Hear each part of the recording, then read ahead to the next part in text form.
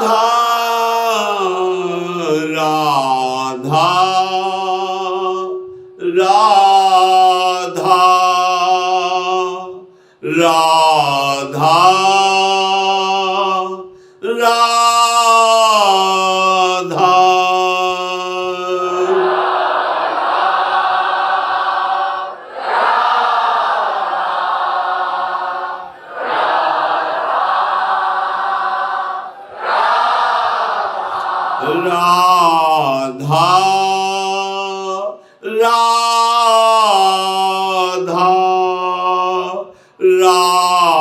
राधा राधा राधा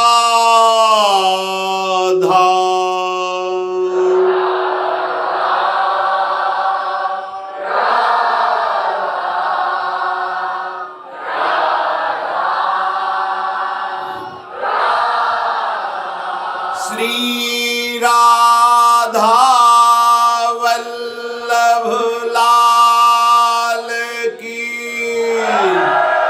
जय। परम सच्चिदानंद घन प्रेम आनंद स्वरूप नवनिभृत निकुंज महामहिम परम पावन श्री वृंदावन धाम, श्री वृंदावन धाम के लाडिले युगल चंद्र श्री श्यामा श्याम और समस्त हित परिकर। श्री वृंदावन धाम साक्षात परम पद है। परम पद प्रदान करता है ये दूसरी बात है। पहली बात है श्रीधाम वृंदावन स्वयं परम पद है, जहाँ श्री लाडली लाल महासुख की वर्षा करते हुए लीला परायण हैं, रस क्रीड़ा परायण हैं। परशत पुलिन शुलिन गिरा करसत चित सुरघोर हर्षत हित नित नवल रस बरसत जुगल किशोर। नित्य नवीन नवीन रसमयी लीलाएं, अमृतमयी चेष्टाएं, अनुपम अद्भुत महामहिम सौंदर्य, सुख लुटता घूमता है। कुंजन के आंगन में जहां जहां पग धरे, छवि के बिछौना से बिछाए तहां जात हैं। गलवैया दिए हुए युगल सरकार जहां जहां श्री चरण पधराते हैं, सौंदर्य माधुर्य अद्भुत सुख अमृत सुख ये लुटता घूमता है।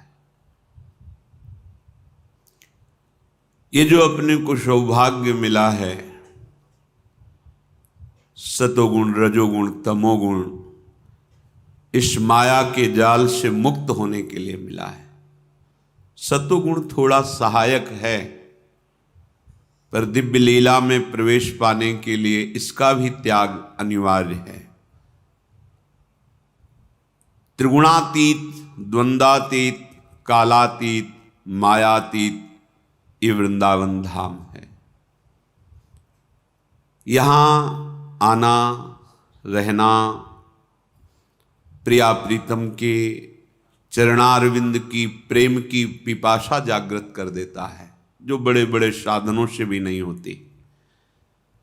श्यामा श्याम अपने लगने लगते हैं, इतने अपने लगने लगते हैं कि ये देह, ये प्राण, ये मन सब तिनके के समान हो जाता है। प्रेम में ऐसी सामर्थ्य है, मोक्ष सुख को भी सहज में ही त्याग देता है प्रेमी उपासक। उसके लिए कोई प्रयास नहीं करना पड़ता।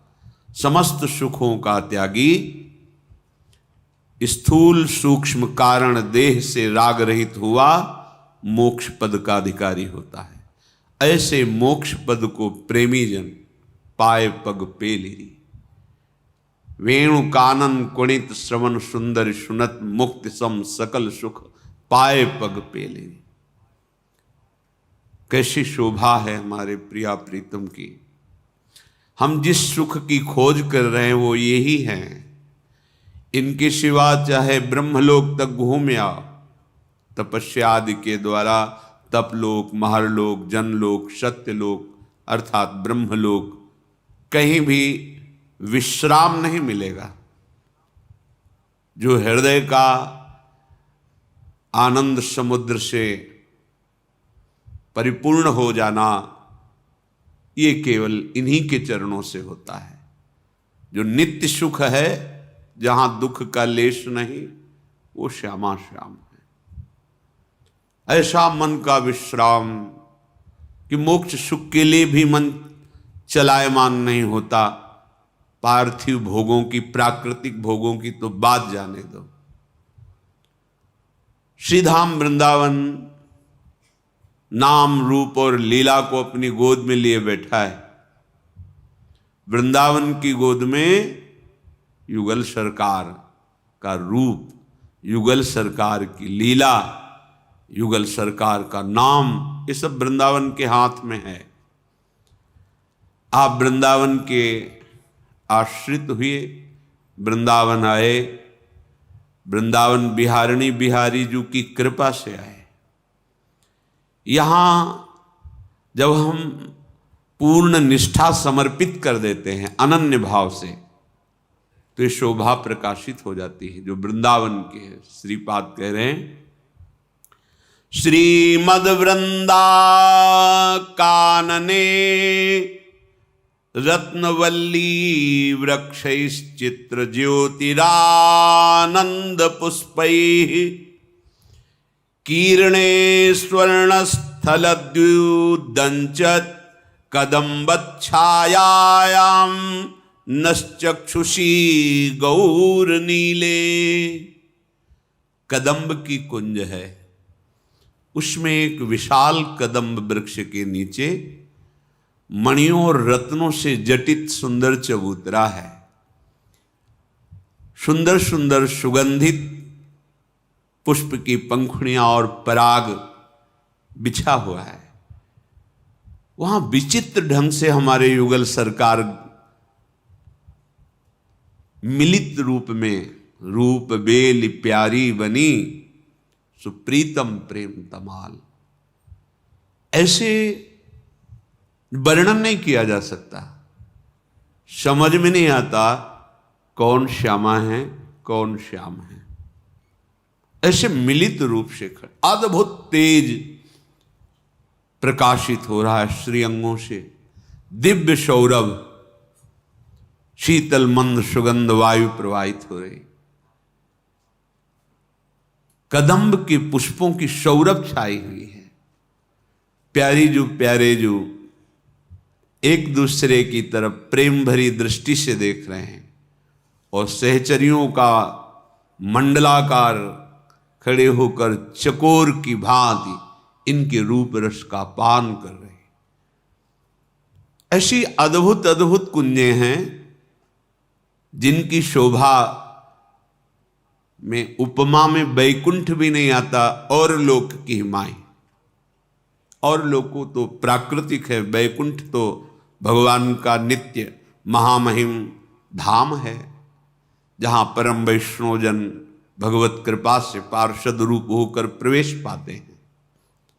पर ये नवनिवृत्त निकुंज प्यारी जू का निज महल वृंदावन, यहां तो उन भगवत पार्षदों का भी प्रवेश नहीं। ये प्रेम धाम है, अद्भुत। कभी कभी जब कृपा से वृंदावन की थोड़ी सी ऐसे स्फुरित होती है, बस रोना ही आता है कि इतनी कृपा कैसे हो गई। कोई साधन, कोई गुण, कोई तपस्या, ये तो सब है ही नहीं। वृंदावन की कृपा के लिए ये सब नहीं है। बस परिणाम में ये समझ में आता है, मेरी लाडली जू स्वीकार कर लिए इसलिए ये है। बस क्यों स्वीकार किए इसका उत्तर नहीं। कोई गुण नहीं, कोई महिमा नहीं, कोई तप नहीं, कोई प्रियालाल को रिझा सके ऐसी बात नहीं। बस वो हेतु की कृपा से उन्होंने स्वीकार कर लिया। बड़ा दिव्य है वृंदावन। हमें वृंदावन मिल गया मतलब हमें कुछ नहीं चाहिए। सच्ची मानिए, आप समझते हैं ये साधन भूमि है, वृंदावन में रह के साधना करेंगे तो प्रिया प्रीतम की प्राप्ति हो जाएगी। तो ये यथा माम प्रपद्यन्ते तास तथैव भजाम्यहम्। आप जैसा सोचेंगे वैसा ही आपको करना पड़ेगा। वृंदावन को कल्प तरु कहा गया है। यहां स्वाभाविक ऐसी दिव्य साधना होती रहती है जो साधना में हो ही नहीं सकती। यहां का प्रभाव है। ऐसी हृदय की द्रवित स्थिति, ऐसे मन को घसीट लेना, जैसे चुंबक स्वाभाविक लोहे को घसीट लेता है, ऐसे मन को घसीटता है वृंदावन चिदानंद रस की तरफ। सच्ची आपको यदि ऐसा अनुभव नहीं होता तो अभी वृंदावन को अपना नहीं माना है। इसलिए अपना मानने की पहचान जिया ना जा सके। ये बाहर जो आप बिल्डिंगें देख रहे हैं, ये सब आधुनिकता ये कुछ नहीं है। आप कल्पना भी नहीं कर सकते, भावना भी नहीं कर सकते कैसा। यही वृंदावन, यही जहां बैठे हैं, यही अद्भुत महिमा, अद्भुत सामर्थ्य, अद्भुत कृपा। अब हमें कुछ नहीं प्राप्त करना, वृंदावन मिल गया ना, सब कुछ मिल गया। हमारी बात मान लेना महापुरुषों के वचनों के अनुसार और अपनी छाती के अनुसार, हृदय के अनुसार। कैसे तुम्हें बताएं, शब्द ही नहीं है। अमोघ कृपा, अपार कृपा, जागृत स्वप्न सुषुप्ति स्फुरत में राधा पदाब्ज छटा। जिस छटा का लेश मात्र प्रभाव। तो फिर देखो आगे के शब्द कैसे कह रहे हैं हित सजनी जो हरिवंश महाप्रभु। बैकुंठे नरकेथवा मम गतिर नान्यास्तु राधाम बिना। एक लाइन पे रख दिया है, एक पंक्ति पे, बैकुंठे नरकेथवा। प्यारी जू, अगर आपके भाव में थोड़ा सा केवल प्यारी जू का भावनात्मक रूप झलक जाए तो चिल्ला चिल्ला के रोने लगेंगे। इतना आनंदमय, इतना प्रेम में सहा नहीं जाता। अपने तो भगवान के अंश स्वरूप हैं, जीव कहे जाते हैं, जो ईश्वर हैं, अनंत कोटि ब्रह्मांडों के स्वामी हैं, जो प्रेम समुद्र हैं। उन प्रेम समुद्र का सार रूप सांद्रानंद घन प्रेम मूर्ति किशोरी, इनके रूप दर्शन करके उनके अश्रु चलते रहते हैं। ऐसी कैसे कोई महिमा वर्णन करे। जो को कोटि कलप लग जीवे, रसना कोटिक पावे, तो रुचिर बदनार बिंद की शोभा कह। ऐसी लाडली जो लावण्य। एक बार गोपीजन प्रभु से हास परिहास कर रही थी।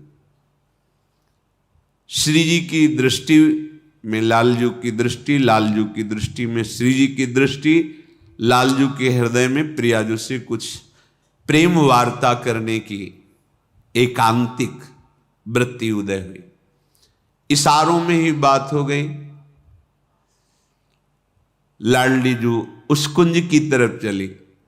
लालजू ये ब्रज लीला के अंतर्गत गोपीजनों के मध्य से अंतर्धान हो गए।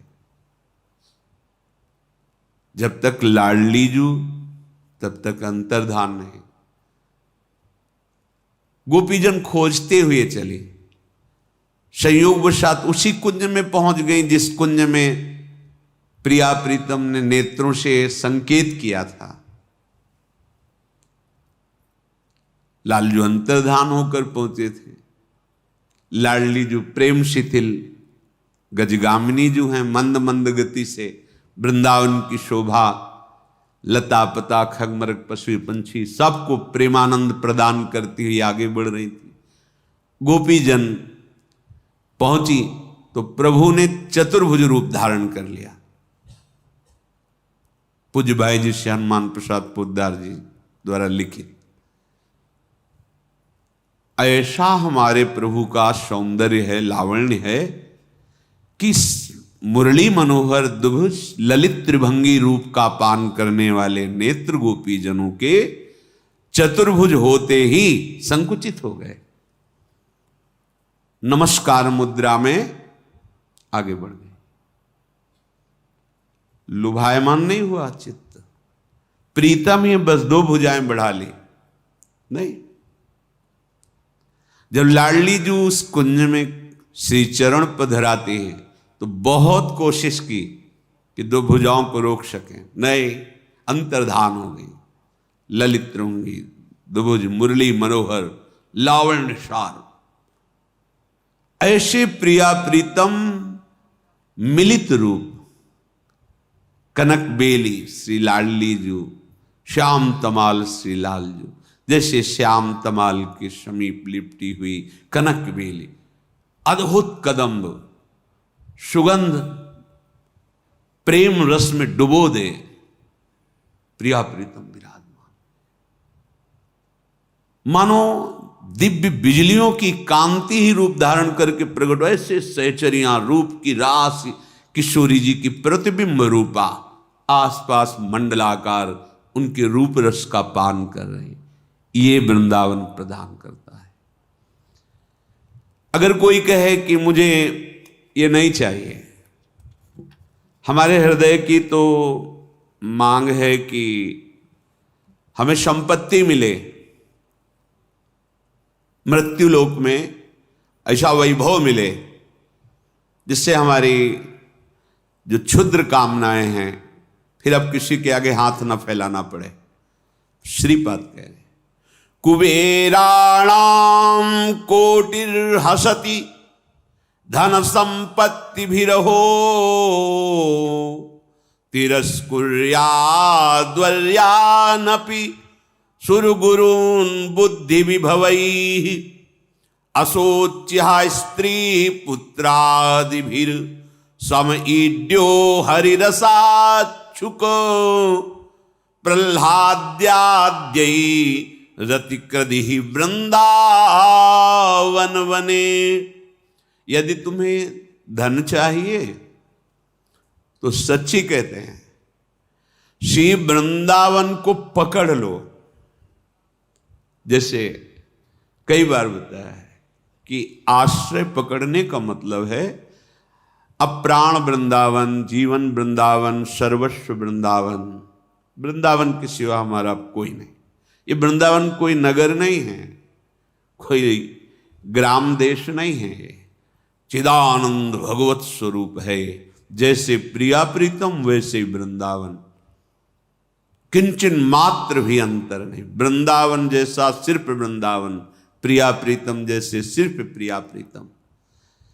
ऐसे आश्रय ले लो कि कहीं और जाने की इच्छा न हो। आप दूर देश में रहते हैं, बाहर कहीं रहते हैं, जब समय मिले भागो वृंदावन के लिए। हमारा घर है, हमारा प्राण है, हमारा जीवन, हमारा प्रीतम है। और आशा करो वृंदावन से कि मुझे संपत्ति चाहिए। यदि आपके अंदर ऐसी क्षुद्र आशा, इसे हम क्षुद्र आशा कहते हैं, तो कह रहे हैं कुबेराणाम कोटिर हसति धन संपत्ति भी रहो। बड़ा गूढ़ वचन है कि कुबेर की संपत्ति भी उपहास योग्य हो जाएगी, ऐसी आपको संपत्ति देगा वृंदावन। क्या आंतरिक भाव है इसका? आंतरिक भाव है कि लौकिक संपत्ति तो मिलेगी ही और दंपति संपत्ति पाई है। आहा, प्रिया प्रीतम भी दे तो उपहास योग्य हो गए ना कुबेर की संपत्ति, क्योंकि गोरे सांवले चरणारविंद की रति और लोक में अपार सुख, यही परलोक सकल सुख पावत। कुछ तो मानो, कुछ तो निष्ठा करो। ये खिलवाड़ के लिए नहीं है, जीवन समर्पित करने पर यह चमत्कार प्रकट होता है। ये उन महापुरुषों के वचन हैं जिनके लिए भगवान कहते अपनो परण विसार भगत को पूरो परण निभाऊं, जाचक जाचू कहे तो बेचे ते बिक जाऊं। भगवान के वचन है। अपने प्रण को तोड़कर मैं अपने भक्त के वचन को सत्य करता हूं। अगर भगत के लिए मुझे भीख मांगनी पड़े तो भी मैं अपनी प्रभुता विसार कर भीख मांगता हूं। गए बलि जी के यहां गए, मांगा जाके 3 पग भूमि। अगर वो चाहे तो मैं बिक सकता हूं उसके लिए। कितना प्यार! ये वो महाभागवत जन है जिनके अधीन प्रभु। वो कह रहे कुबेराणाम कोटिर हसत धन संपत्ति भी रहो, धर्म से चलो, वृंदावन का आश्रय लो, नाम जप करो, देखना ऐसी संपत्ति मिलेगी कि कुबेर की संपत्ति भी उपहास योग्य हो जाएगी, क्योंकि है तो वो प्राकृतिक ही ना। तो आपको प्राकृतिक संपत्ति भी मिलेगी और दंपति संपत्ति पाई है। वृंदावन प्रधान संपत्ति दंपति श्री श्यामा श्याम के चरणों को प्रदान कर देगा। अगर किसी को लगता है मैं बहुत पढ़ लिख करके इतना बुद्धिमान बनूं कि मृत्यु लोक में मेरी बुद्धि का सब लोहा माने, तिरस्कुर्याद्वर्यानपि सुरगुरून् बुद्धि विभवई। यदि आपने वृंदावन का दृढ़ भरोसा अनन्याश्रय ले लिया तो ऐसी बुद्धि प्रकाशित करेगा वृंदावन की देवगुरु बृहस्पति में भी वो बुद्धि नहीं। ये अलंकारिक शब्द नहीं कि आपकी बड़ाई के लिए कह जा रहे। गुरु अपने शिष्य में संपूर्ण अपने हृदय का ज्ञान, वैराग्य और भक्ति स्थापित कर देता है, जो मन वचन कर्म से केवल गुरु के अधीन होता है। ऐसे से उद्धव जी महाराज हैं, बृहस्पति जी के शिष्य हैं। इतनी भी कमी नहीं है, जो बृहस्पति जी में वही उद्धव जी में। और भगवान श्री कृष्ण के सखा हैं, मंत्री भी हैं, साथ ही भगवान के साथ प्रसाद पाते हैं, उनकी प्रसादी वस्त्र धारण करते हैं। जब भगवान इनसे सलाह लेते हैं तो इनकी समान बुद्धि किसकी होगी? उद्धव जी। और उद्धव जी जब यहां गोपीजनों से मिले तो उनकी बुद्धि काम नहीं करी। अगर आपको ये ना बताएं तो आपको लगेगा अलंकारिक बात कह रहे हैं। तिरस्कुर्याद्वर्यानपि सुरगुरून् बुद्धि विभवई। ये तो गोपी वृंदावन की बात है। नवनिवृत्त निकुंज वृंदावन का आश्रय, यहां की महारानी जी के चरणों की शरणागति। आपको बुद्धि भी चाहिए तो ऐसी बुद्धि मिलेगी जो बृहस्पति जी को भी नहीं प्राप्त है, देवगुरु बृहस्पति। फिर आप सोचेंगे ऐसा कैसे हो सकता है, बृहस्पति जी की बुद्धि? तो बृहस्पति जी आज तक ये नहीं जान पाए कि हमारी प्रियाजू के मन में क्या चल रहा है, नहीं जान पाए। खूब ग्रंथ पढ़ के देख लो। लेकिन वृंदावन रजोपसेवी उपासक मन मन की रुचि जान नेह विधि अनुसर है। प्रिया प्रीतम के मन में क्या चल रहा है, यहां ये सिद्धि नहीं तुम्हारे मन में क्या चल रहा है। तुम्हारे मन में जानने के लिए साधना नहीं हुई, आश्रय नहीं हुआ। तुम्हारे मन को तो तुम ही जानते हो, 24 घंटे की जानते हो। मिनट 2 मिनट की बता दे तो कौन सी बड़ी बात। आश्चर्य है, तुम 24 घंटे अपने मन की बात जानते हो, तुमको आश्चर्य नहीं हुआ? और तुम्हारे मन की कोई बात 1 मिनट बता देते तुम्हें आश्चर्य हो गया। तो 24 घंटे जानने पर तुमने क्या संभाल लिया, तो 1 मिनट जानकर वो क्या संभाल लेंगे? मन की महामहिम स्थिति यह है, भगवदाकार करके प्रियालाल के मन में क्या चल रहा है ये बात जानना। मन मन की रुचि जानी नेह विधि अनुसर है। मारे घूम रहे हो, ये विषय, ये बात, अमुक अमुक अमुक। श्रीधाम वृंदावन का आश्रय, जहां नेक हूं न रिस्क हूं, भूल हूं न होत सखी, ऐसी हमारी महारानी जो, जहां सत्तारणी कृत स्वभाव सुधार सौघम, ऐसे स्वभाव वाली श्री स्वामिनी जो। अगर वृंदावन की रज का सेवन और आश्रय हो, आपको बुद्धि चाहिए तो बृहस्पति की भी वैसी बुद्धि नहीं जैसे आपकी बुद्धि। अशोच्य स्त्री पुत्रादि भिरसम ईड्यु हरिरसा। कह रहे बड़े आश्चर्य की बात है कि तुम लौकिक भोगों में ऐसे दिव्य समय को नष्ट कर रहे हो। स्त्री पुत्र धन वैभव ये भूल भुलैया है। तुम्हें समय मिला है, श्वासें मिली, बिल्कुल गिनती की श्वासें हैं। 1 सेकंड भी जीवन में तुम्हारे नहीं बढ़ेगा, 1 सेकंड भी कम नहीं होगा, 1 श्वास भी नहीं बढ़ेगी, 1 श्वास भी कम नहीं होगा। अब ऐसे समय को कहां लगा रहे हो? ममता, आसक्ति, वासना, कैसे? तुम्हें शोक नहीं होता कि तुम्हारे पास कोई सत्य वस्तु नहीं है?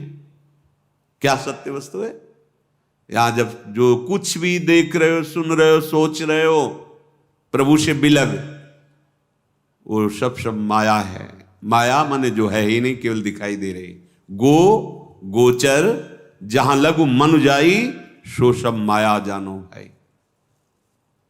प्रभु के सन्मुख होकर महासुख की प्राप्ति के लिए ये, यदि आपने श्री वृंदावन का आश्रय ले लिया तो तुम्हें अब अपने परिवार के लिए भी शोक करने की जरूरत नहीं है। वृंदावन तुम्हारे परिवार का भी पोषण करेगा, उनको परम गति प्रदान करेगा।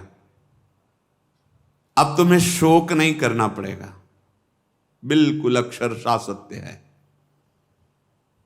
प्रणत कुटुंब पाल रघुराई, शरणागत के परिवार की जिम्मेवारी ले लेते। वैसे तो संपूर्ण ब्रह्मांडों का भरण पोषण करते हैं, पर उसका पक्षपात ले लेते हैं। उसको परम गति मिलती है, उसके परिवार को परम गति मिलती है। पूरी जिम्मेवारी भगवान ले लेते हैं। जो वृंदावन का आश्रय ले लेता है, वृंदावन का वास स्वीकार करता है, उसके हृदय में ऐसा रस जागृत होता है कि श्री सुखदेव और प्रहलाद जी आदि महाभागवत उस रस को देखकर उसको प्रणाम करते हैं। हरि रसाच्छुक प्रहलाद्यई रति कृदि ही वृंदावन बने। वृंदावन ऐसा रस प्रदान करता है कि श्री शुकाचार्य और प्रहलाद आदि ये महान कोटि के जो हैं, ये उसको प्रणाम करते हैं, क्योंकि प्यारी जी और प्यारे जी की ठसक में प्रेम रस में डूबा हुआ जो वृंदावन का रसिक उपासक है, उसको ये बड़े बड़े महाभागवत जन नमस्कार करते हैं। अगर तुम ये बात नहीं समझ पा रहे हो और तुम्हारा समय व्यर्थ जा रहा है तो सावधान हो जाओ। ये अनंत ब्रह्मांडों की रचना का किसी से सहयोग नहीं मांगा हमारे भगवान ने, और वहां कारीगर और सेवक नहीं लगे बनाने के लिए। पलक झपकते ही अनंत ब्रह्मांडों का सृजन हो गया। पलक ऐसे निमिष मात्र में अनंत ब्रह्मांडों का उन प्रभु की शरण की बात हम कह रहे हैं आपको। अगर उन प्रभु की शरण में हो तो तुम्हारी कितनी कामनाएं हैं, बहुत छोटी छोटी कामनाएं हैं। उन कामनाओं के भोग में तुम फंसकर उन प्रभु से विमुख हो गए हो, इसीलिए वो मांगने पर नहीं दे रहे कि अभी तो इतने में तुम्हारी हालत है, अगर मैं और माया फेंक दूंगा तो तुम तो और बह जाओगे। आओ हमारी गोद में बैठो, हमारे परमानंद भगवदानंद सुख को पाओ। इसीलिए हम ना जानने के कारण प्रभु को कोसने लगते हैं कि तुम्हारे पास क्या कमी है, अगर इतना दे देते तो हमारा काम बन जाता। काम तुम्हारा कुछ मिलने जुलने से नहीं होगा। जैसे अपने लोग सोचते हैं कि अगर ये ग्रह अनुकूल हो जाए तो हम सुखी हो जाएंगे।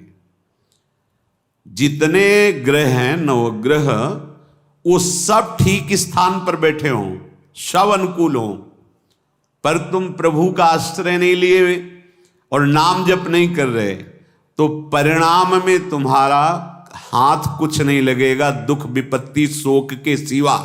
लिख लो। और सब ग्रह ऐसे अनिष्टकारी स्थान पर बैठे हैं कि तुम्हारा घोर अमंगल होगा कुंडली में, ज्योतिष शास्त्र के अनुसार। लेकिन तुम्हारा चित्त श्री कृष्ण चरणारविंद के चिंतन में है, तो ये बेचारे गरीब नवग्रह कुछ नहीं कर सकते, महामंगल होगा।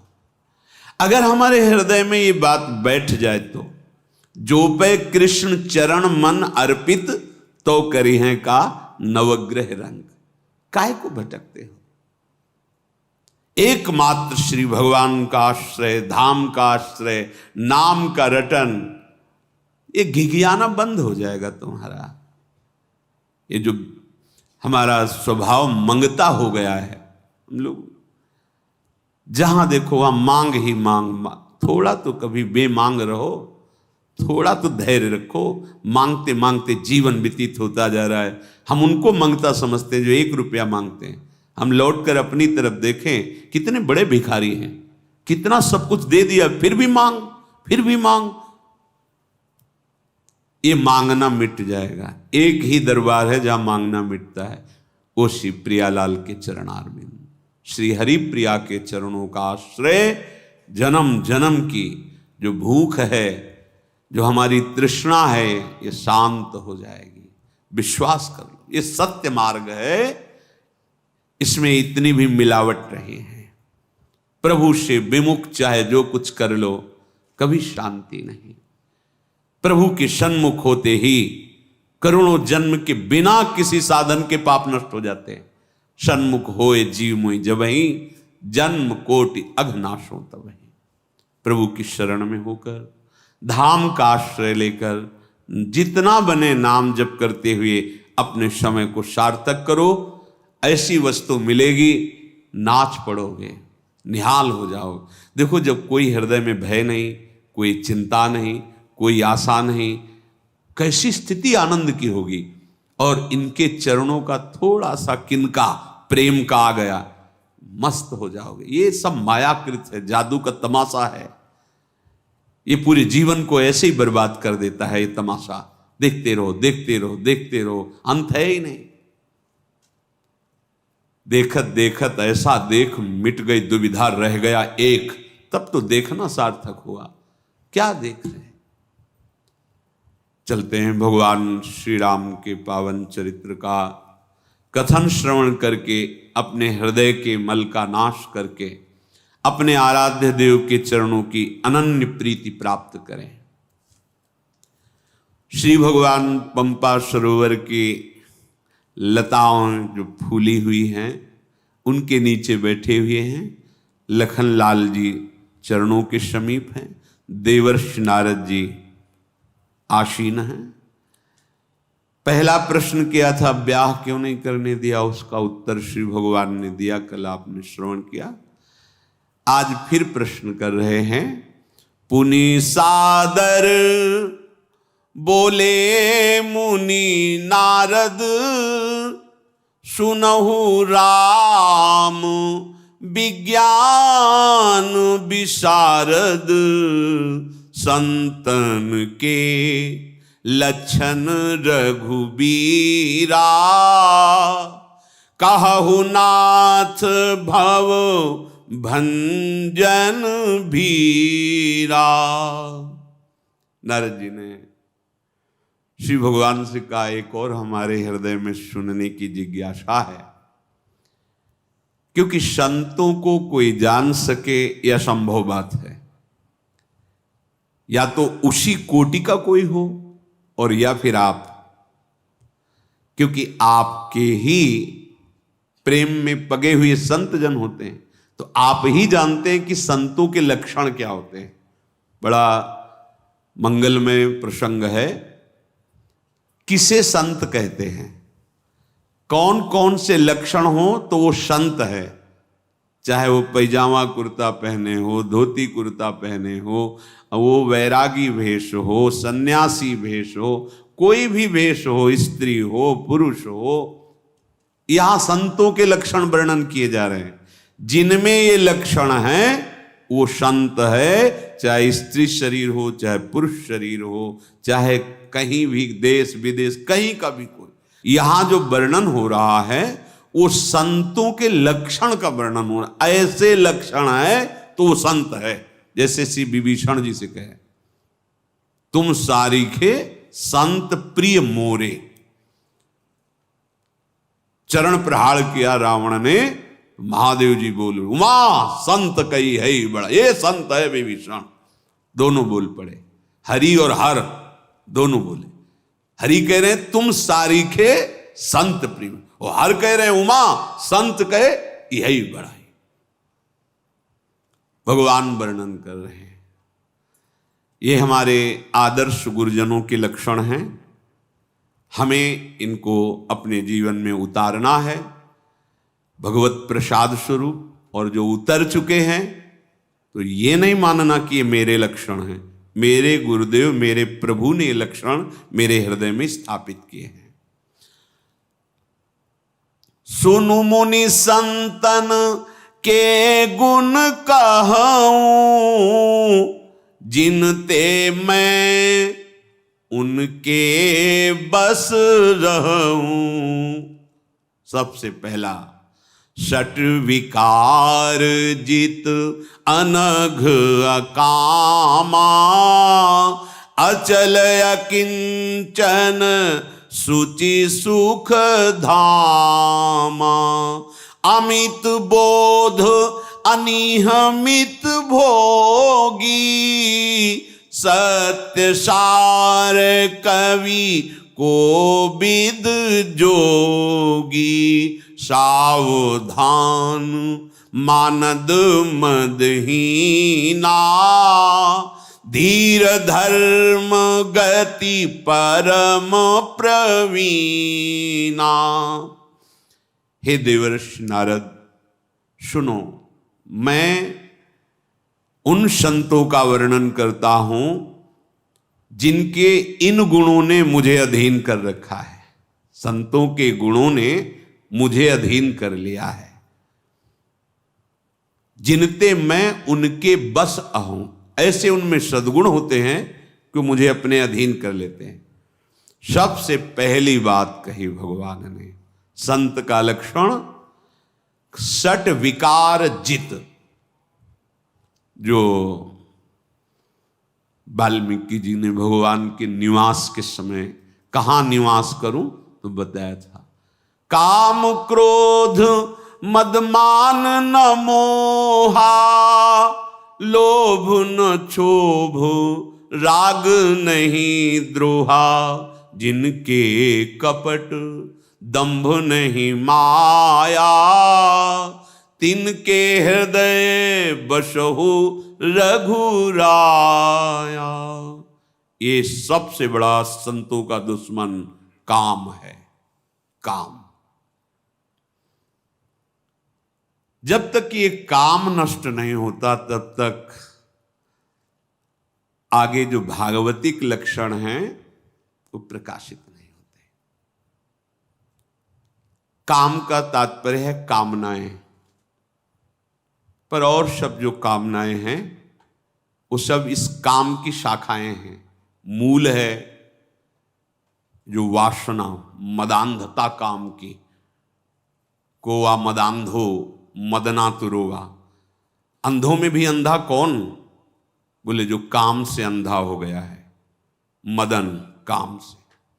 बस पहला लक्षण है। अगर वैरागी विरक्त भेष भगवत मार्ग का पथिक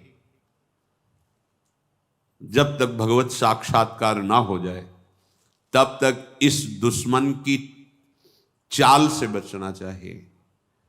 ये हमारे हृदय में ही आक्रमण करता है, कहीं बाहर से नहीं। और कोई ये नहीं है कि लिख पढ़ के आ रहा हो कि ये काम है, ऐसा नहीं।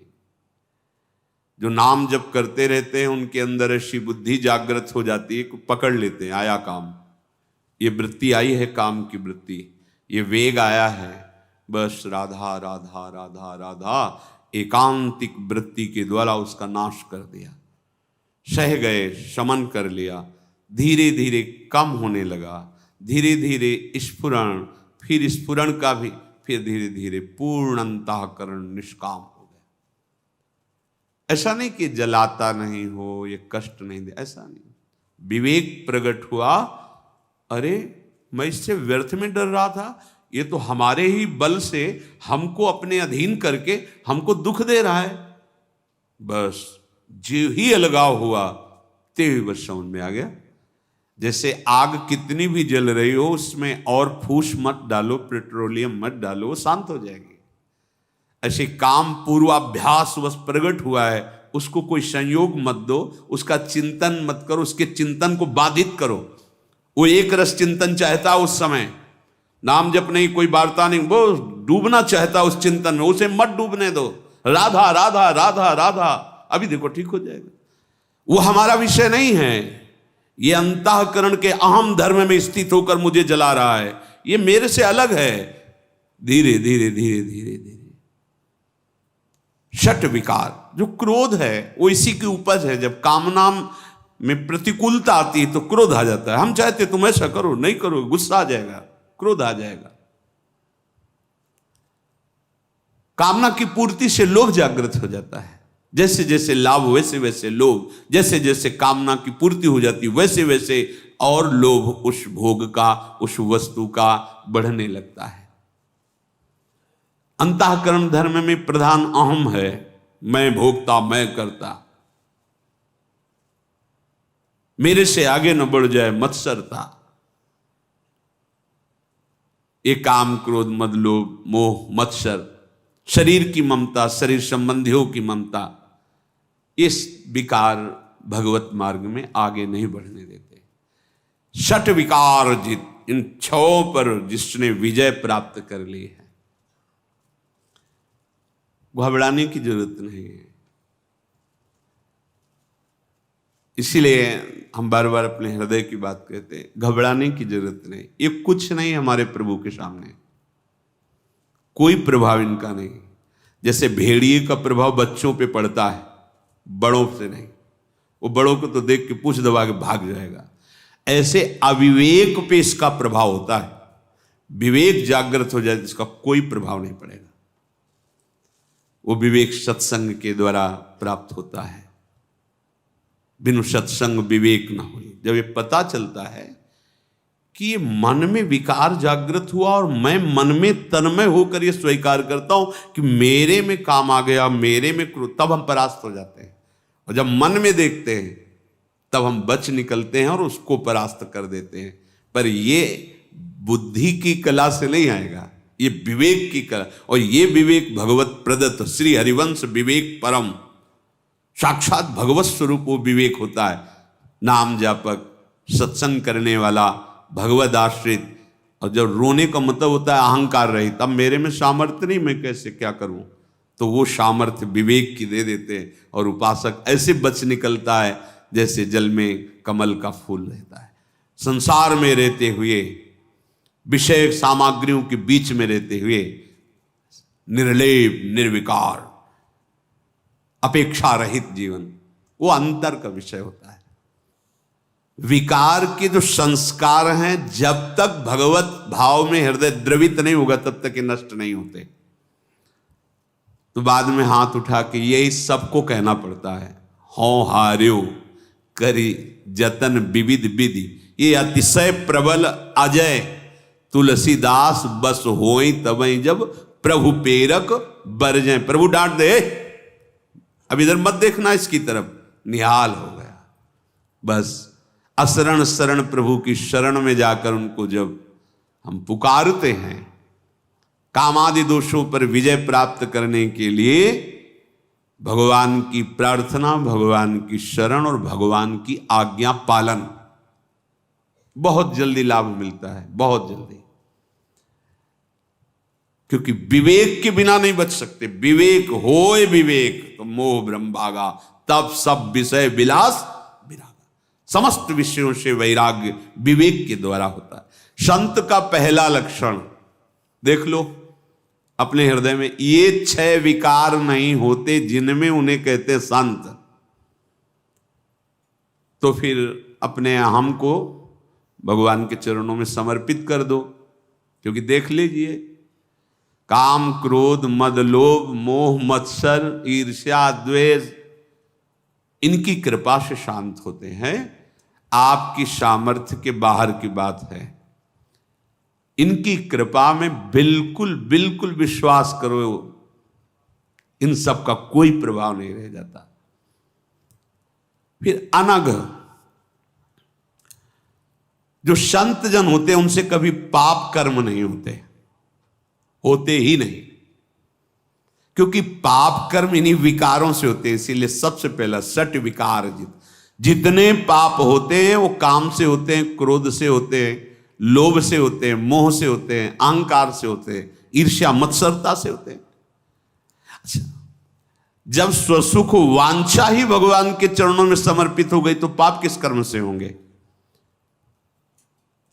अनग होते, संत निष्पाप होते। संतों की बात क्या, जो उनको देख ले, स्पर्श हो जाए तो निष्पाप हो जाए। दरस परस अघनाश, अघनाश माने पाप का, जिनके दर्शन मात्र से पाप का नाश हो जाए। तीर्थों का तो नियम पूर्वक अवगाहन करो तब कहीं पाप शमन होता है, पर संतों के दर्शन मात्र से पाप नष्ट हो जाए। संत दरस जिम पातक टरई, बड़े बड़े अपराध नष्ट हो जाते केवल दर्शन मात्र से। और कहीं संभाषण आदि करने का सौभाग्य मिल गया तो भजन के, उनके जीवन के भजन का छठा अंश उसको प्राप्त होता है, जो भागवतिक संभाषण, ऐसे नहीं प्रपंच की वार्ता, भागवतिक उनके पास बैठकर बोधयंता परस्परम, प्रभु की चर्चा, उनकी दृष्टि, उनकी वाणी निहाल कर देती है। अनग संत निष्पाप होते हैं। अगर पापाचरण थोड़ा भी कहीं है तो अभी बात नहीं, भगवान के वचन अनग। और अकामा, किसी भी पद की, लोक की कोई भी कामना नहीं रहती। यश कीर्ति प्रतिष्ठा कोई कामना नहीं रहती, वो हृदय का विषय होता है। वो कोई बोर्ड थोड़ी लगा के दिखाया जाता है, कोई कामना नहीं होती। श्री भगवान कह रहे अचल, उनकी जो बुद्धि होती है वो अचल होती है, कभी भी किसी भी स्थिति में भगवान से चलायमान नहीं हो सकती।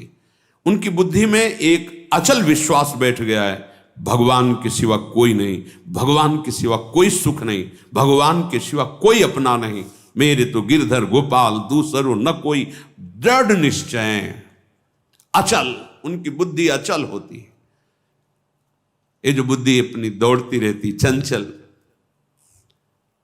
जो व्यवसायत्मिका व्यभिचारिणी बुद्धि, कभी इस विषय में, कभी इस विषय में, कभी इस विषय में नहीं, संतों की अचल बुद्धि होती है, एकमात्र अपने आराध्य देव प्रभु में। अकिंचन, प्रिया प्रीतम के सिवा उनकी कहीं भी महत्व बुद्धि, महत्व, सर्वत्यागी, सर्वत्यागी, न स्थूल न सूक्ष्म न कारण, न मृत्यु न स्वर्ग न ब्रह्मलोक, कुछ भी नहीं, एकमात्र वो प्रभु के नाम धन के, प्रभु के चरण धन के धनी होते हैं। यही है अकिंचन का। अगर अपनी तपस्या का बल है, साधना का बल, तो अकिंचन शब्द नहीं लगेगा। चक्रवर्ती सम्राट अम्बरीश जी तो परम अकिंचन प्रिय हरि के रे, वहां लग जाएगा अकिंचन शब्द। सम्राट है पर अकिंचन शब्द लग जाए, क्यों? श्री भगवान के सिवा उनका कोई नहीं। सावई मना कृष्ण पदार विंदयो, अपने आराध्य देव के सिवा कहीं भी महत्व नहीं, वही अकिंचन है। अगर लंगोटी कमंडल में भी महत्व है तो अभी नहीं। सम्राट है, प्रभु के सिवा कहीं महत्व नहीं, तो भगवान के परम प्रिय भक्त। तुम सारी के देखो, विभीषण जी आ रहे कहां से? लंकाधिपति रावण के राज्य में रहने वाले, महलों में रहने वाले, और सभा में उच्च आसन पर बैठने वाले, क्योंकि भ्राता भी है रावण के और मंत्री भी है, सलाहकार भी है। क्या वैभव नहीं है विभीषण जी के पास? लेकिन प्रभु के सिवा कुछ नहीं है, ये उन्होंने दिखा दिया अपने जीवन में। जब जा रहे लंका से तो प्रणाम करके जाए, अब कोई मुझे दोष मत देना, प्रभु की शरण में, प्रभु के सिवा। गोपीजन परिवार सब, लेकिन श्री कृष्ण के सिवा उनकी वृत्ति में ही कोई नहीं। मुरारी पादार्पित चित्त वृत्ति, ये अकिंचन। शुचि, वो भीतर और बाहर से पवित्र रहते हैं संत जन, भीतर और बाहर से। भीतर की अपवित्रता है विकार, काम आदि दोष, और बाहर की नाना प्रकार की जो नियम संयम के विरुद्ध आचरण, वो अपवित्रता है। तो जिसकी जिह्वा पे भगवान का नाम चलता रहता है, अपवित्र पवित्रो वा सर्वावस्थांगतोपि वह यह स्मरेत पुंडरीकाक्षम सवायाभ्यंतर शुचि, वो बाह्य और अभ्यंतर दोनों जगह से पावन हो जाता है। संत बाह्य और अभ्यंतर दोनों से पावन होते हैं, पवित्र होते हैं, शुचि। और सुख धामा, वो सुख के धाम, हो जाते हैं। क्या? अब अपना अस्तित्व समर्पित हो गया सुखधाम प्रभु में। तो जैसे भृंगी कीड़ा दूसरी जाति के कीड़े को लाकर अपनी बात सुनाते सुनाते उसे भृंगी बना देता है, ऐसे भगवान नाम कीर्तन, भगवत गुण, भगवत लीला सुनते सुनते वो भगवत स्वरूप हो जाता है, वो सुखधाम प्रभु हो जाता है। प्रभुमय हो, मन कृष्णमय, बुद्धि कृष्णमय, चित्त कृष्णमय, अहम कृष्णमय, अब वो सुखधामा, संत जन सुखधामा होते हैं, सुखधाम होते हैं।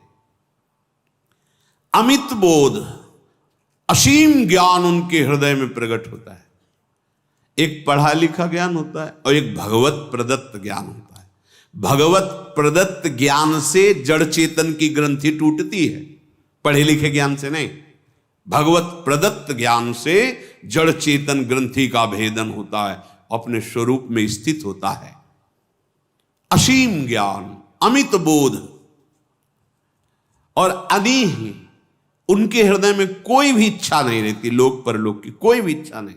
हमारा कल्याण हो जाए, प्रभु मिल जाए, संतों की बात, उनके हृदय में ये भी इच्छा नहीं होती, क्योंकि नाम रूप लीला धाम में इतने डूबे रहते हैं कि ऐसी स्थिति रहती कि प्रभु मिल जाए ये बात भी बहुत पीछे छूट गई। अब प्रभु के सिवा कुछ है ही नहीं उनके, उसी भाव दशा में महासुख में विचरण करते, इसलिए लौकिक पारलौकिक कोई इच्छा नहीं रहती। अर्थ न धर्म न काम रुचि गति न चाहो निर्वाण, कोई चाह नहीं। मित भोगी वो अल्पाहारी होते, मिताहारी थोड़ा भोजन पाने वाले, क्योंकि अधिक आहार तमोगुण प्रकट करता है, भजन में अरुचि पैदा करता है। भजन बढ़ाने के लिए भगवत मार्ग में है, वजन बढ़ाने के लिए तो नहीं ना। अगर ज्यादा भोजन पाओगे तो भजन घटेगा, वजन बढ़ेगा, वजन बढ़ेगा तो प्रमाद स्थिति बढ़ेगी। भोजन सरस तो भजन नीरस, भोजन नीरस भजन सरस। धड़कन के साथ जैसे धड़कन चल रही है, ऐसे मंत्र, ऐसे नाम, जो कुछ भगवत प्रसाद स्वरूप मिला वो भी अल्प रूप में। चाहे जितना स्वादिष्ट पदार्थ हो वो एक क्षण के लिए जिभ्या के केवल, जहाँ गया देहाती भाषा में कहते घाटी नीचे माटी, यहां से गया मल बन गया। आज तो बहुत बढ़िया अमुक अमुक अमुक अमुक पदार्थ हैं, ये बढ़िया है या नाम बढ़िया है, वहीं पूछो मन से, बहुत बार खाया है, ये बढ़िया है, नाम बढ़िया है, तो राधा राधा बोलते हुए जितने में भूख मिट जाए, जो प्राप्त हुआ है जैसा भी स्वादिष्ट अस्वादिष्ट ऐसा जैसा भी पा लेना चाहिए। श्री स्वामी ओंकारानंद सरस्वती जी महाराज एक बार जन्मभूमि में, वो संत जन आते रहते थे, किसी कारणवश माई भूल गई नमक डालना। अब देहात में तो घिया की, जो छप्पर में लौकी घिया और घर की खेती की दाल पाए बोले के लिए। जब पिताजी बैठे पाने के लिए, जो उनका उठे आचमन किया गए उसका, स्वामी जी आज प्रसाद। अरे बोले इतना बढ़िया बेटा, आनंद आ गया।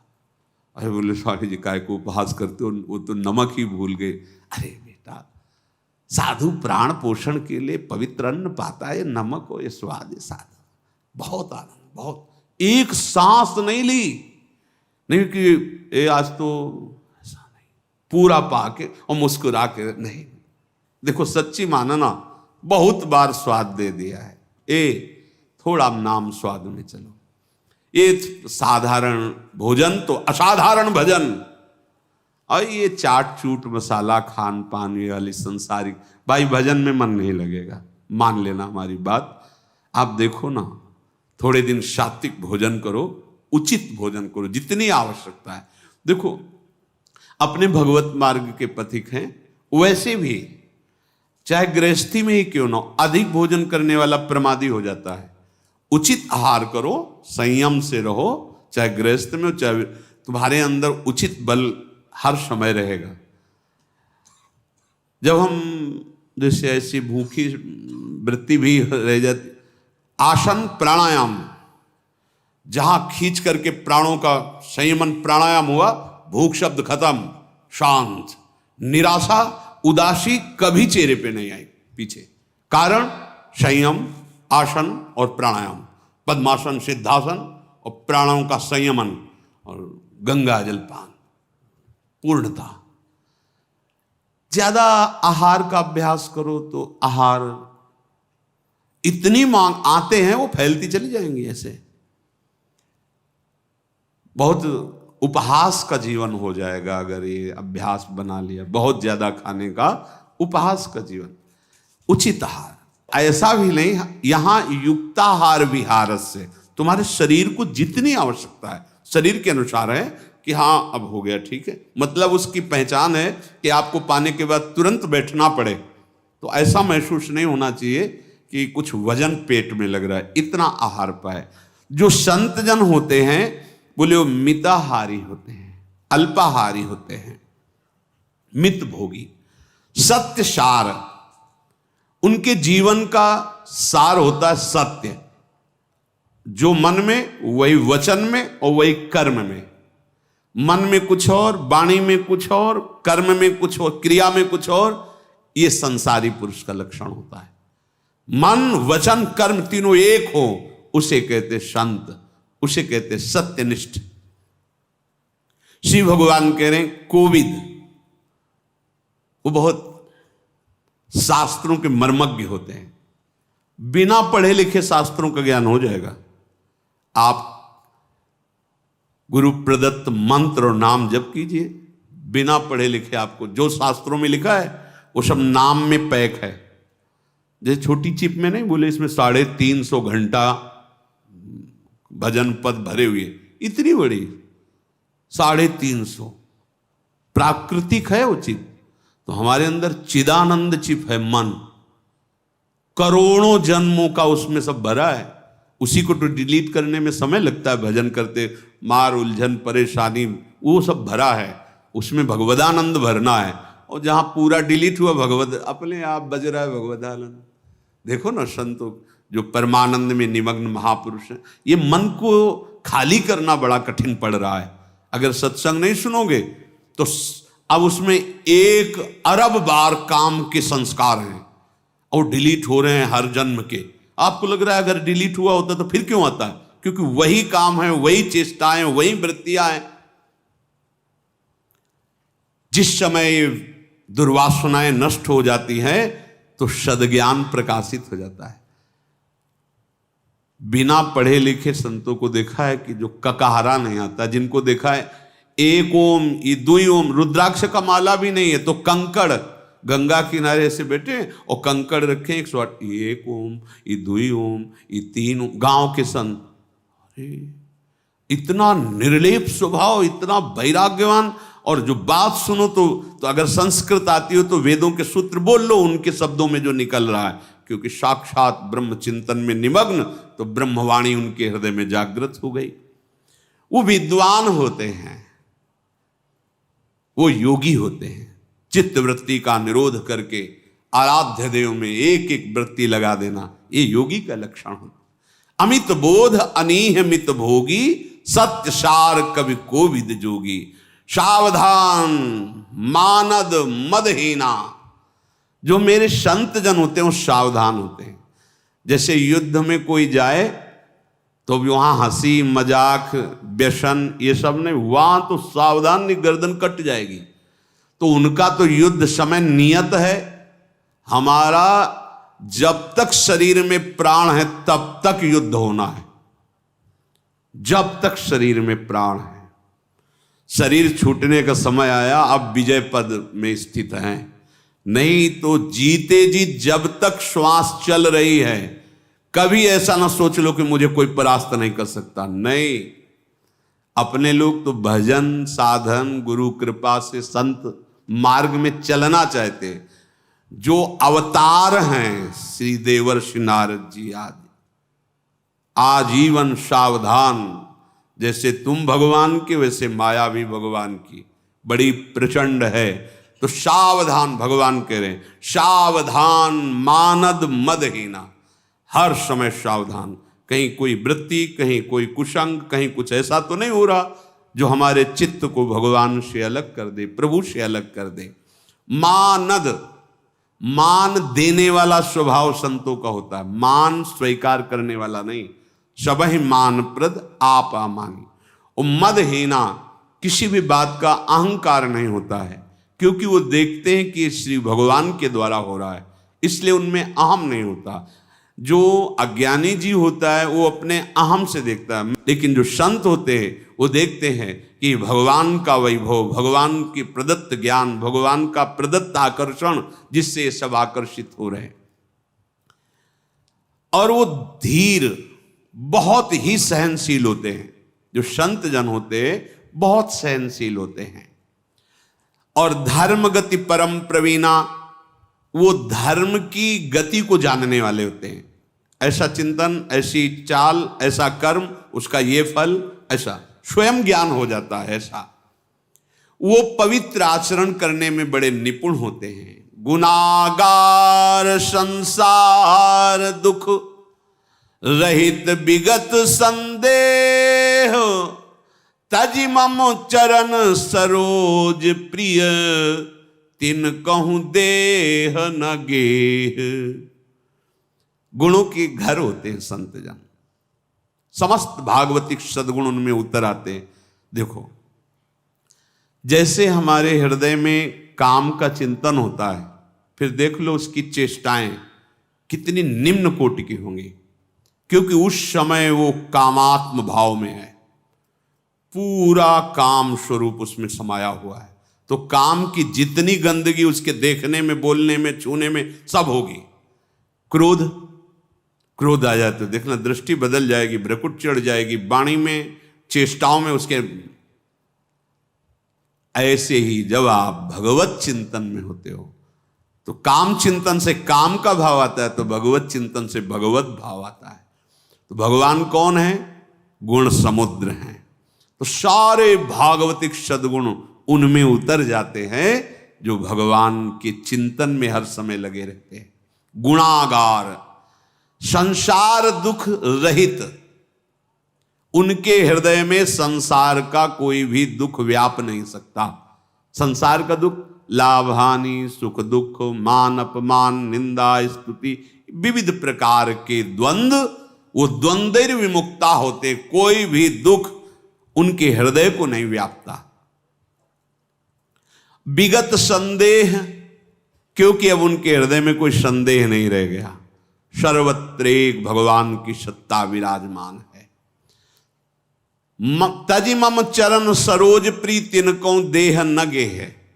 हमारे चरणों में ही उनको प्रेम होता है, उनको ना शरीर से अपने लगाव होता है, न घर से लगाव होता है, केवल मेरे चरणों से ही लगाव होता है। निज गुण श्रवण सुनत सकुचाही, पर गुण सुनत अधिक हर साही। समु शीतल नहीं त्याग ही नीति, सरल स्वभाव सब ही सन प्रीति। यदि कोई हमारे संतों के सामने उनकी बड़ाई करने लगे तो सकुच जाते, उनके हृदय में अच्छा नहीं लगता।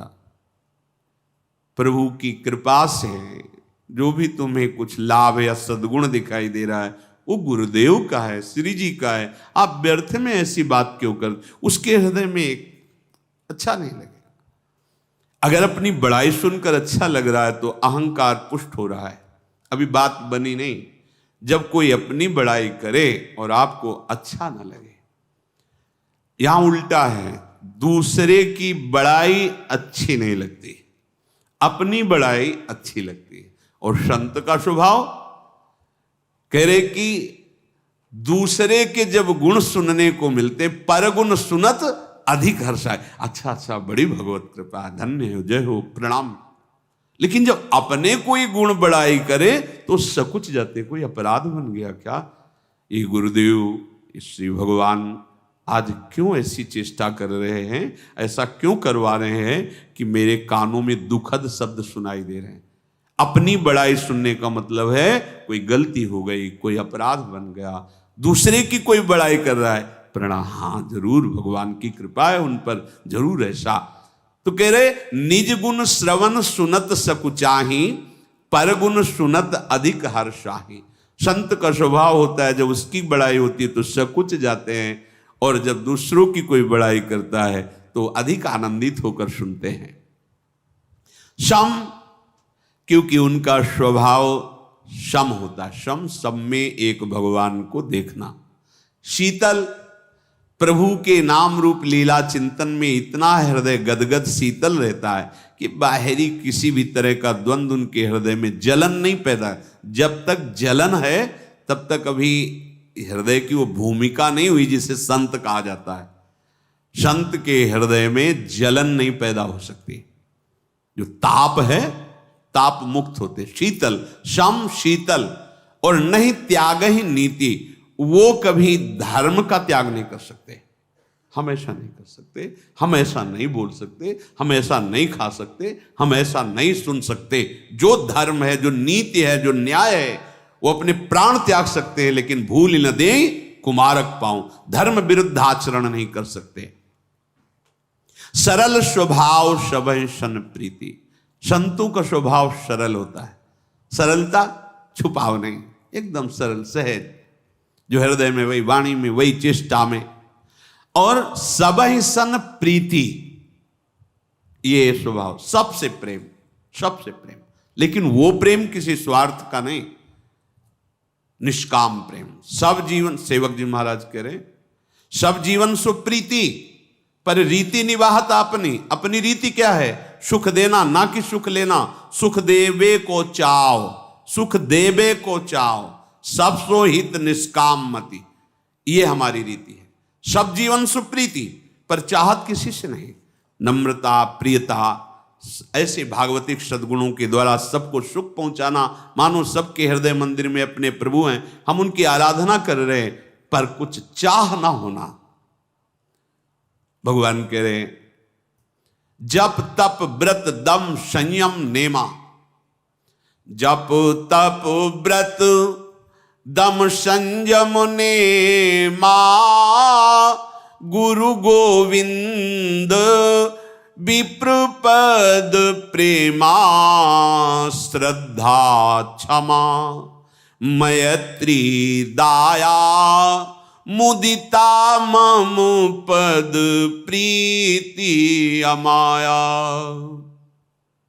जब श्री हरिवंश नाम जानी है, तब सब हिंते लघु मानी है। हंस बोले बहु मान दे, तरुसम सहनशीलता होई, परम उदार कहे सब कोई, सोच न मन कबहू करे। जब नाम का प्रताप उदय होगा तो सबसे मुस्कुरा के बोलना, सबको आनंद प्रदान करने वाली वाणी बोलना, सबके प्रति अपने से बड़ा भाव रखना, अपने को लघु भाव में स्थित रखना, ये संतों का सहज स्वभाव होता है। और वो निरंतर जप परायण रहते हैं। संत जन देखा है, निरंतर जप परायण। स्वभाव बना लो, स्वभाव बना लिया निरंतर प्रपंच चिंतन का, तो वो चलता है। अगर भगवत चिंतन का बना लो तो भगवत चिंतन का चलेगा।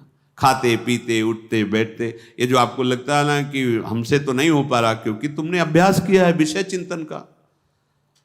वो मनुष्य जन्म में सब कुछ करने की सामर्थ्य है।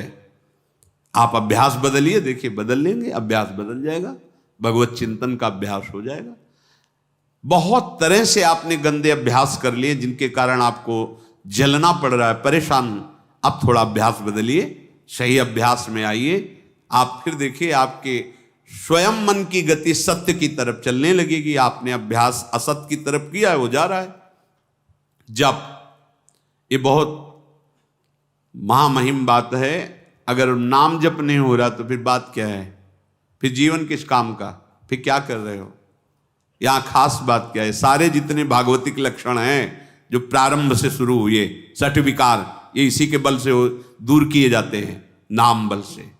जितना नाम जप करोगे उतनी बुद्धि शुद्ध होगी, विवेक जागृत होगा और बल आएगा, इन पर जीतोगे। श्री हरिवंश नाम बल लहो, अपने मन भाई सब कहो, रहो शरण हरिवंश की। आचार्य गुरु की शरण में रहकर खूब नाम जप करो, बलवान बनो और काम क्रोध अभिमान आदि को रौंद के फेंक दो। ये नाम बल से होता है जप।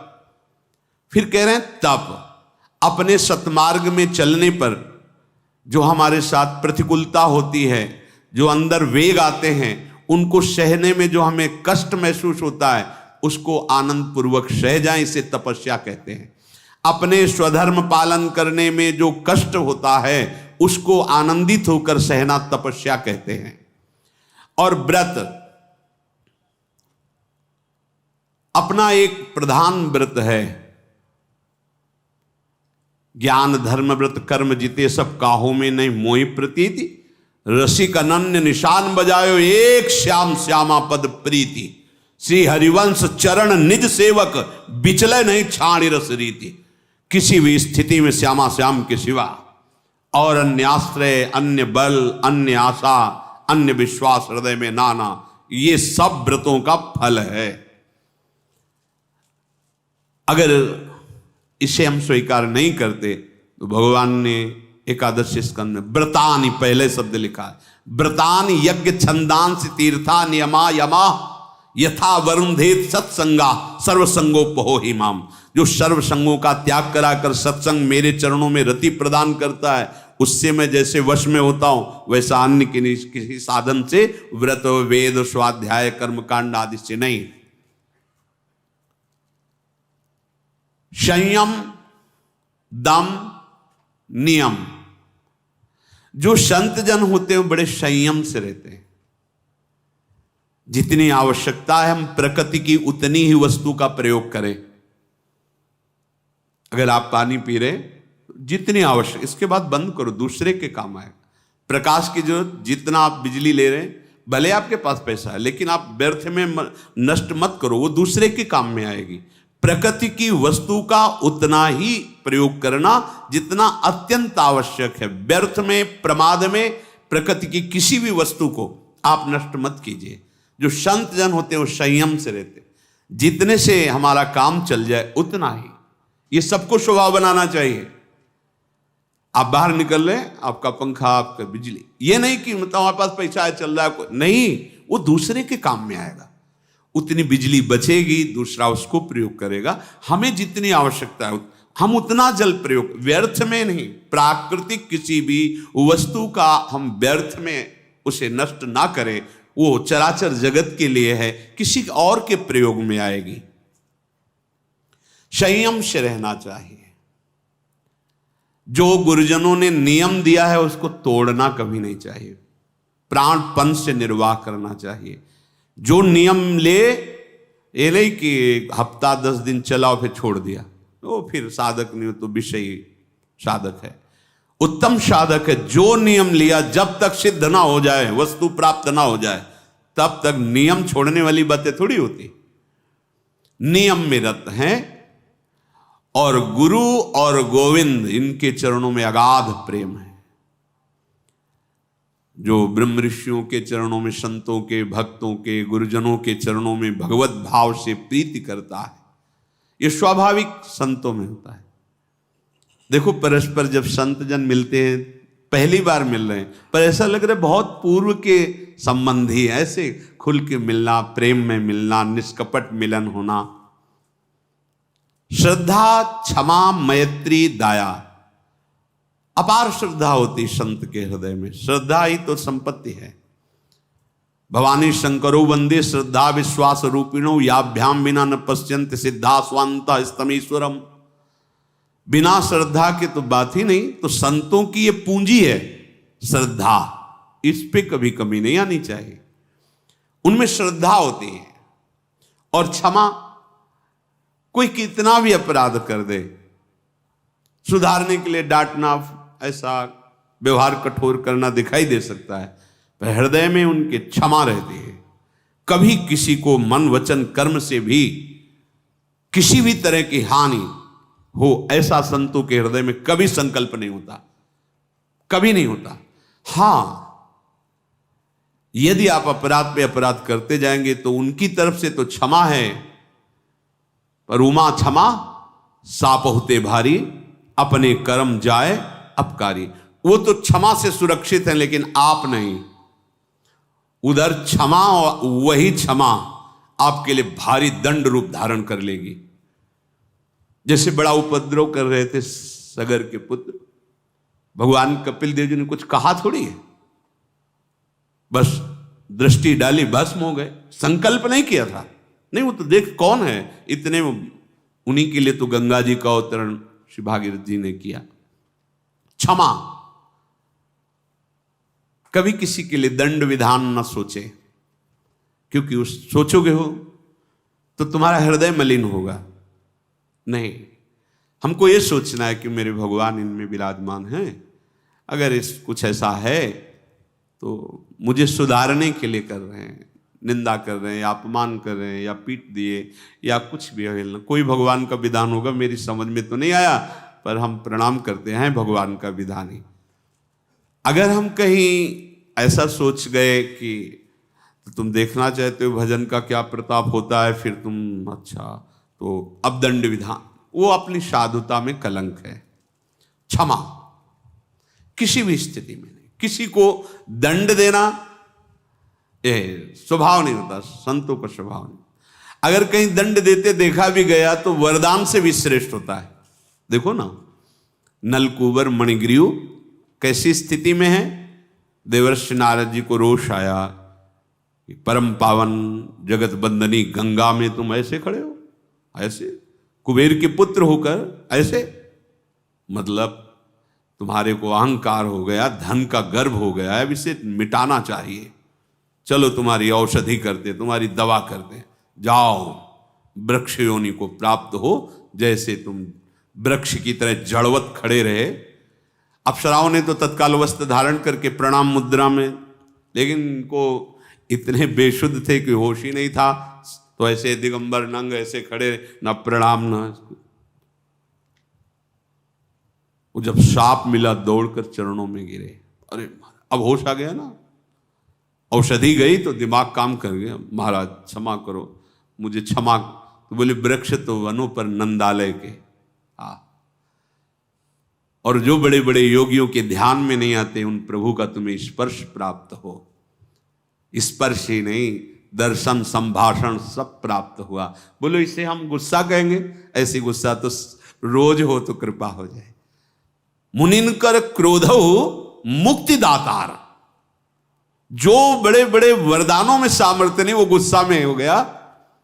नंदनंदन ओखली जब बांधे गए यशोदा मैया ने, ये बहुत उपद्रव कर रहा है, थोड़ी देर के लिए इसको बांध देती हैं, तो जिसे वेद नेति नेति कहते हैं उसको बांध दिया। बड़ा प्रेम में बल है। प्रभु ओखली घसीटते हुए गए और दोनों वृक्षों के बीच में फंसाया, और अमित बलशाली, अभी घुटनों के बल ही चल रहे, जरा सा धक्का मारा, साक्षात प्रकट हो गए। ओ भगवान की स्तुति की, वरदान प्राप्त। ये नारद जी का गुस्सा है, ये तो वरदान से भी श्रेष्ठ है। मैत्री, मित्रता का स्वभाव होता है संतों का, सबको सुख पहुंचे। कैसे? अपनापन से। आप जैसे अपना मित्र एक ही दृष्टि में वो अपना है। जैसे आप लोग कुछ मित्र बनाते हैं, कुछ शत्रु बनाते हैं, लेकिन संतों के बनाने नहीं पड़ते, पूरा त्रिभुवन मित्र होता है और एक भी शत्रु नहीं। अजात शत्रु ते सदा, हरिवंश नाम लीन जे अजात शत्रु ते सदा, एक भी दुश्मन नहीं पूरी सृष्टि में, और सब मित्र, और ऐसे मित्र जिनसे कोई चाह नहीं। दया, सब पर दया का भाव संतों के हृदय में होता है। कैसे इनको सुख पहुंचे, पर बहुत संभल के, दया बिना साधु कसाई, दया करी तो आफत आई।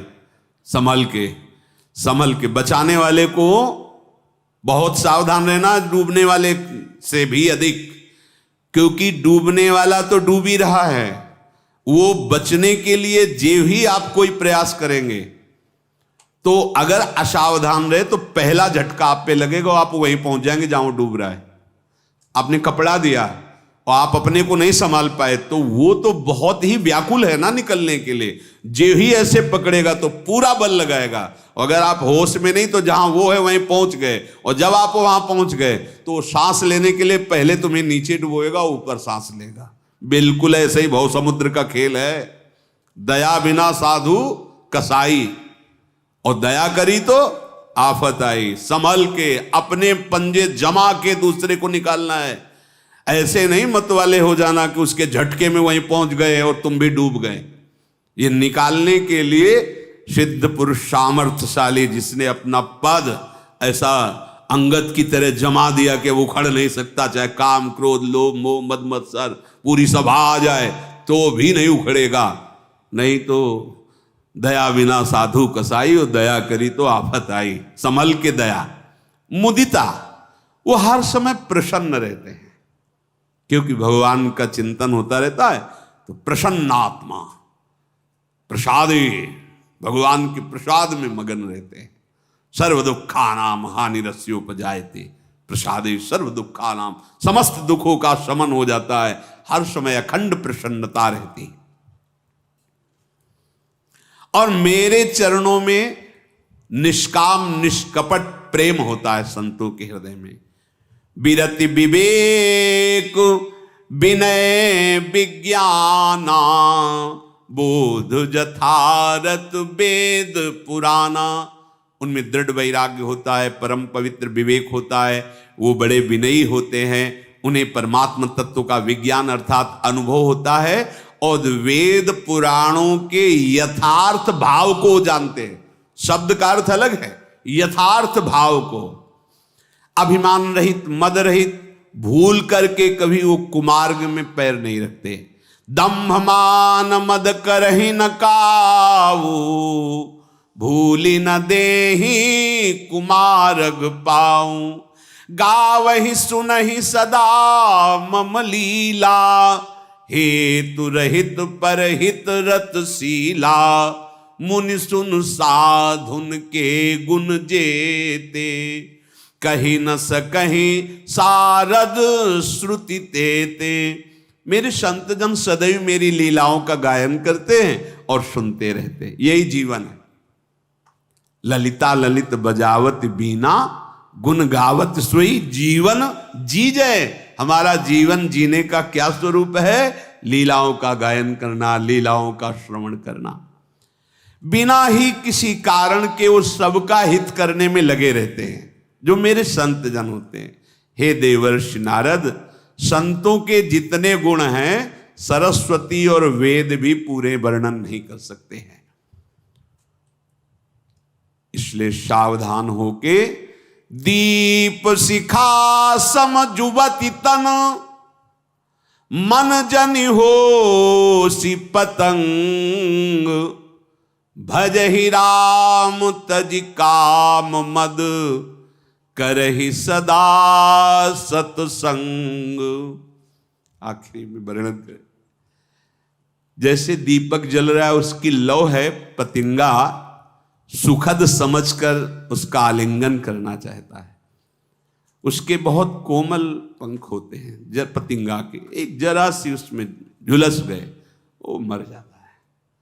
यहां कह रहे दीप शिखा सम जुवति तन। यौवन अवस्था में जो परस्पर शरीर आकर्षण है, इससे बचो। ये कुछ समय का है। अगर आप ठीक से पवित्रता पूर्वक अवस्था निर्वाह कर ले गए तो आगे सब शांत है, और अगर गलती करते रहे तो 45 के बाद बहुत ज्यादा भयंकर रूप आ जाएगा। 45 वर्ष की अवस्था के बाद इतना गंदा स्वरूप प्रकट होगा, निंदनीय। 45 तक शासन में ले लो अपने आप को। 45 तक तो विश्राम तक पहुंच जाना चाहिए, चाहे गृहस्थी में हो, पर और जो विरक्त भाव बिल्कुल शासन में। अगर आप 45 तक शासन में नहीं आए तो आप देख लेना, यह महापुरुषों के अनुभव की बात कहते हैं, बहुत गंदा स्वरूप होगा आपका, बहुत गंदी हरकत होगी आपकी, गंदा दर्शन, गंदी बात, मतलब निंदनीय पुरुषों में तुम्हारी गणना होगी। संभाल लो। निवृत्ति अभी संभलने का चांस है। जिसे तुम समझते हो भोगने का समय, भोगने का नहीं है, ये युद्ध करने का समय है। इस पर जीत सकते हो, आगे फिर जीत नहीं पाओगे। दीप शिखा समजुवति तन, मन जन हो सी पतंग है मन। ये शरीर को देखकर आसक्त मत हो, नहीं तो जल जाएगा। धर्म पूर्वक विषय सेवन करो, वो औषधि का काम करेगा। अधर्म पूर्वक करोगे, विष का काम करेगा, मर जाओगे। कैसे छोड़ पावे, बड़ा आकर्षण है। बोले भज ही राम तज काम मद। कामना और अहंकार को छोड़कर खूब भजन करो। कैसे भजन करें? तो कर ही सदा सत्संग। यदि तुम सदा सत्संग करो तो तुम काम और अहंकार से रहित होकर भगवान के भजन में लग जाओगे। और भजन करते हुए संसार में धर्मयुक्त विषयों का भोग करते हुए तुम भगवत प्राप्त हो जाओगे, परमानंद में मगन हो जाओगे। शेष चर्चा आगे। श्री राधा वल्लभ लाल की।